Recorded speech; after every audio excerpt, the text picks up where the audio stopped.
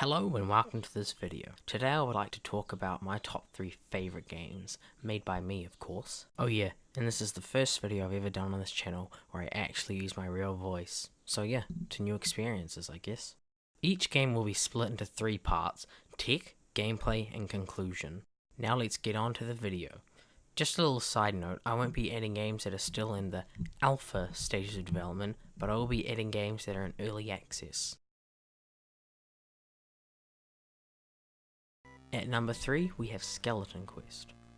Skeleton Quest was my go at 2D, and is in fact the first 2D game that I made that wasn't a joke simulator.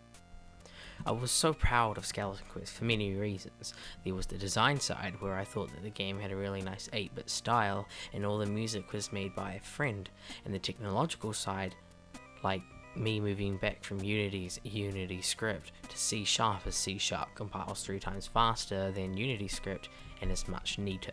What I mean by that is that my old scripts, the names didn't actually match up to what the script did, and the variables inside of the scripts didn't represent what they were supposed to do. Anyway, enough with that and on to the gameplay aspect. While Skeleton Quest may look alright, the thing I didn't like too much about the game was the repetitive gameplay. All you did was walk from room to room, fighting enemies and destroying vases to get items. Not much to it. While the game has not been cancelled, it has been put on hold due to things that happened in my life, such as exams.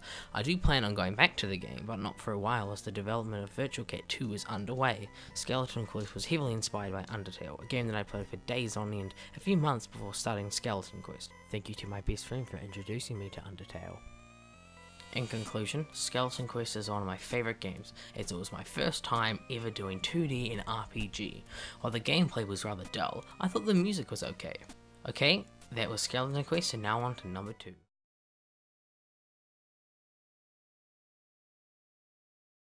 At number 2 we have Paper Shooter, the new / remade version. Paper Shooter is actually one of the first games I made, and is my go at endless zombie shooting games.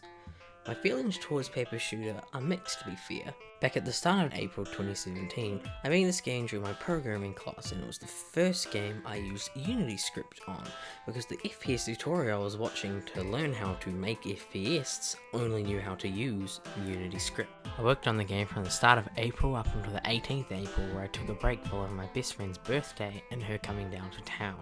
After my friend left, I lacked the motivation to add anything to the game, and got to the point where my programming skills couldn't keep up with the ideas I had. Skip forward 6 months to October. I was searching my old laptop and I found all the files to Paper Shooter. I sent them to my new computer and reworked the entire game.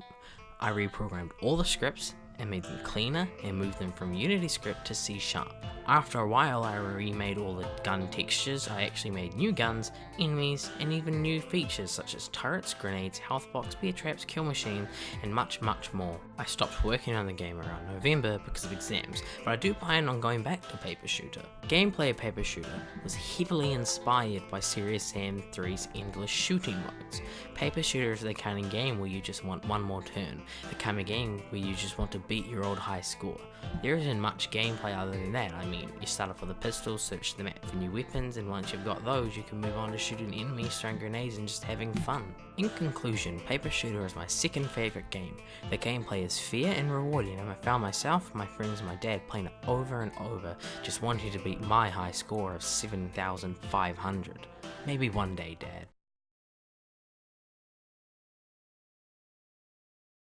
At number 1 we have Virtual Cat.